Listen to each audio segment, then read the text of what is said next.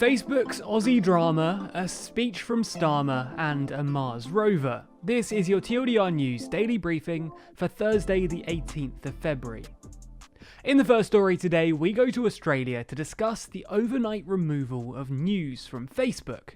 This comes following a war of words between the Australian government and Facebook about a proposed new law that would make social media companies pay news outlets for their content, with proposals suggesting that if a link to a news site is included on Facebook, then they'd have to pay for it to be there.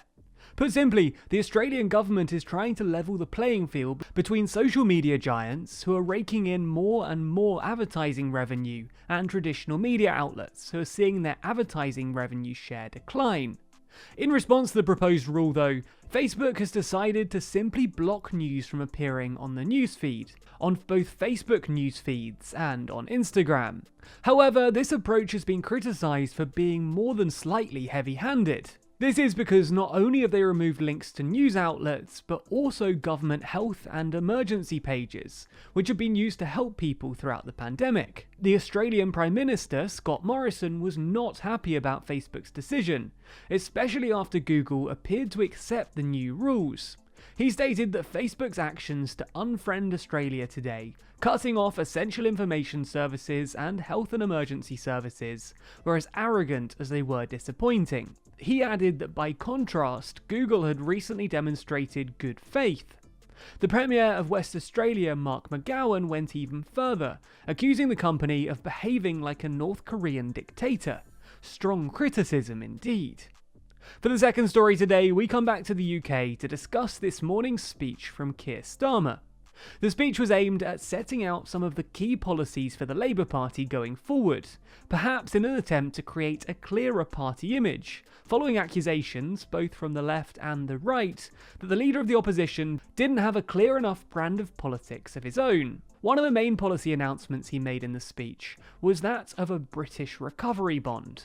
This would be an offer from the UK government for people to open savings accounts with competitive interest rates. The money raised from the scheme would then go on to finance the country following the coronavirus pandemic. This idea has already prompted commentators to draw historical comparisons, because following the Second World War, Prime Minister Clement Attlee, a Labour Prime Minister, announced welfare policies including sickness and employment benefits for adults, and this was paid for by national insurance contributions. And most notably, this particular government went down in Labour history as one of the most successful at implementing what they said they stood for. Perhaps Sir Keir Starmer is today trying to liken himself to this government and make it clear to the electorate that he has similarities to Mr. Attlee. If this pitch was successful, the next election would be between a leader who's attempted to liken himself to Clement Attlee and a leader who's attempted to liken himself to, and has even written a book about, Winston Churchill.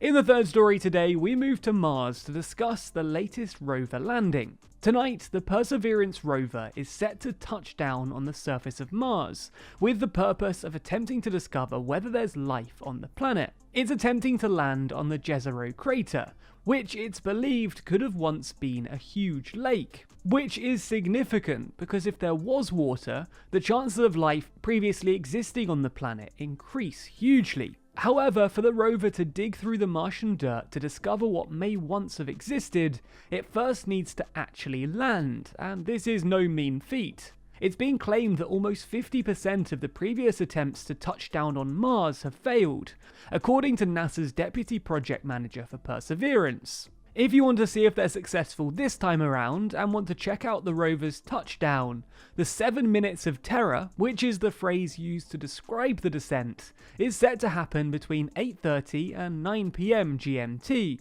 and NASA will be live streaming the event on their website if you do want to watch. For those of you who think the news is too long, be sure to check out tomorrow's daily briefing. Read the newsletter by signing up at tldrnews.co.uk/daily. Listen to the briefing by searching for TLDR News in your podcast app, or watch the briefing over at youtube.com/TLDR Daily.